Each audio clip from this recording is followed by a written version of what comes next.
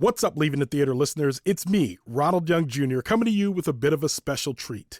It's the brand new Oh, It's Big Ron Studios podcast, Wait For It. That's spelled W-E-I-G-H-T, like that thing that some of us think about constantly.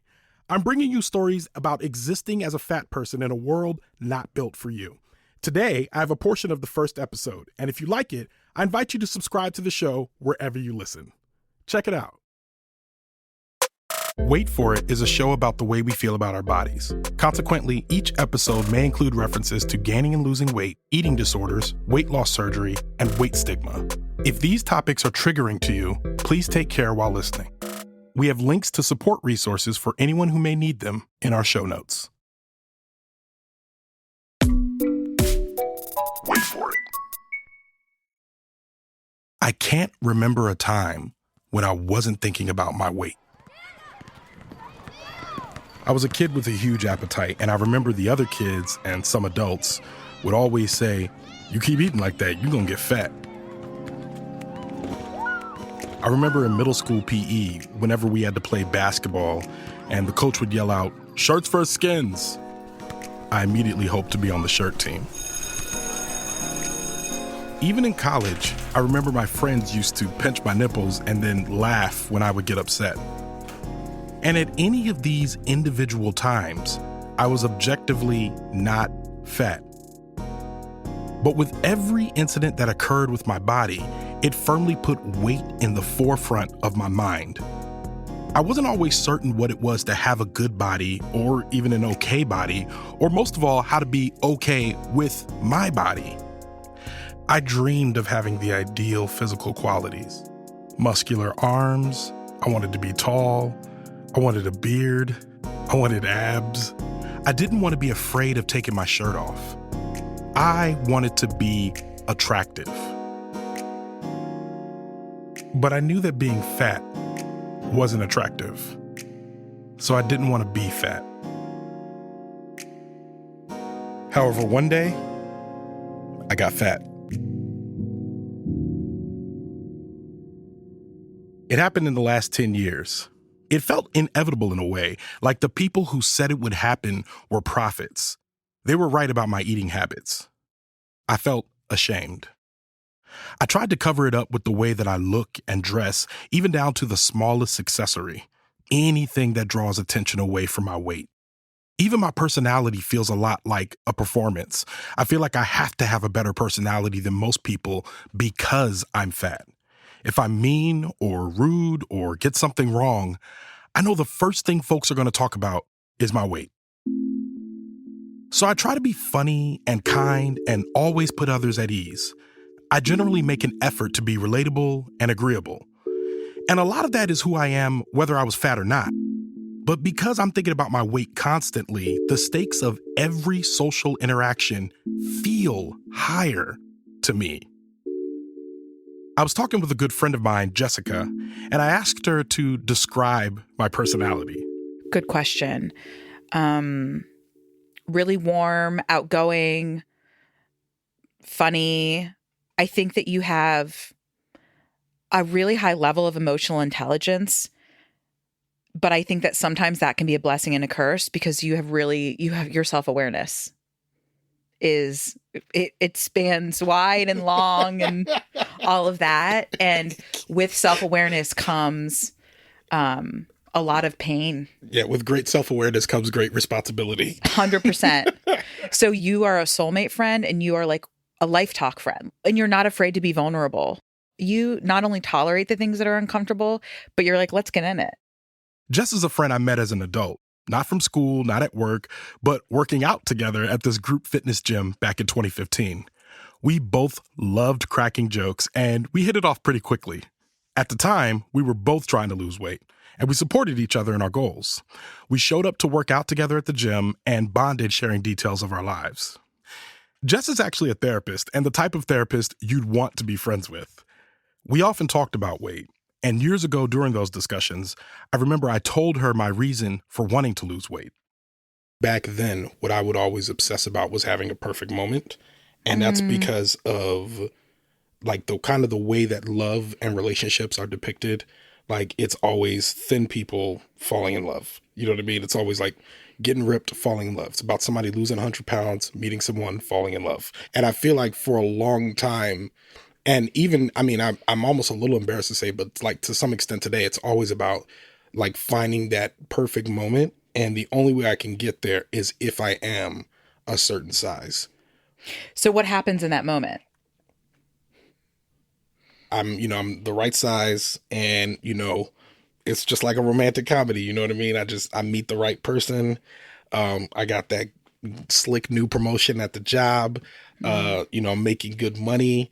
All of those are aligning, and, it's a romantic enough setting that I'm meeting this person. Like, I'm the perfect guy. I look the right way. So do you feel that where you are with your body and your self-image aligns with you finding your person? Those are mutually exclusive to you. Yes. In my mind, if I'm thinking about my weight, then obviously others are thinking about my weight too. It's probably working against me when they're assessing whether or not I'm an acceptable person. And that's why I'm always trying to make sure I'm giving good personality. And if I'm working this hard thinking about the stakes of social interaction, then you can probably imagine that for me, the romantic stakes are even higher.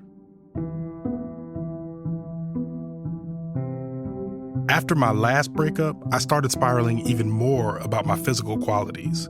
I truly wondered if this was happening because I'm fat. I think about weight the same way I think about race. In moments of rejection or exclusion, as a Black person, race always comes up in my mind. It's a regular running background anxiety in my head. Did I not get the job because I'm Black? Are they staring at me because I'm Black? What does it mean that I'm the only Black guy here? And after a breakup, the ultimate rejection, there are similar questions, but all about my weight. Would it have happened like this to a smaller person? Did they give me a shot because of my personality and then couldn't get over how fat I was? If I weren't fat, could this have gone the distance? I'm 39 now, and it seems like everywhere I look, perfect moments are being had by other people. People are finding the love of their lives, getting married, buying houses, having kids. And I'm realizing I'm not even talking about moments anymore. They look like seemingly perfect lives. And of course, I want all of those things. I think I deserve all of those things. But right now, I'm really talking about something a little smaller. I remember one time I was sitting in a backyard with some friends, and I was eating potato chips or something with crumbs, and I got some in my beard and on my shirt, and I was kind of a mess. My then girlfriend came over laughing and confirmed, saying, "You're kind of a mess." She wiped the crumbs out of my beard, then she kissed me on the side of my forehead and put her arm around my shoulders. I felt the best I'd felt in a long time, and often I think about that moment. We broke up 2 months later.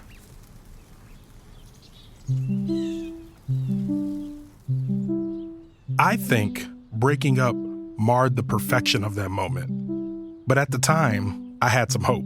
Because at that moment, I felt loved in a way that I don't feel like I often get to feel loved. I wasn't certain that anyone new would love me again as a fat man. Am I even an eligible bachelor? Again, I don't remember when I started thinking like this. I do see reinforcing evidence all around me. On the TV show The Bachelor, every dude that's selected is either thin or incredibly in shape, and comments are made about how attractive their bodies are. On Love is Blind, despite that they're actively taking physical attraction out of the equation initially, the contestants are always trying to figure out how hot their potential mate is, or, in some cases, how thin their potential mate is. And don't even get me started on The Biggest Loser, a show that spent years sending the message that life didn't even start until you lost the weight. From getting ripped abs with most issues of Men's Health magazine, to video vixens, swimsuit models, and the countless ads preaching the effectiveness of whatever new weight loss methods that can be imagined up, nearly every popular piece of media we consume reinforces the message that we're all supposed to be thin at the bare minimum. You could be anything you want to be.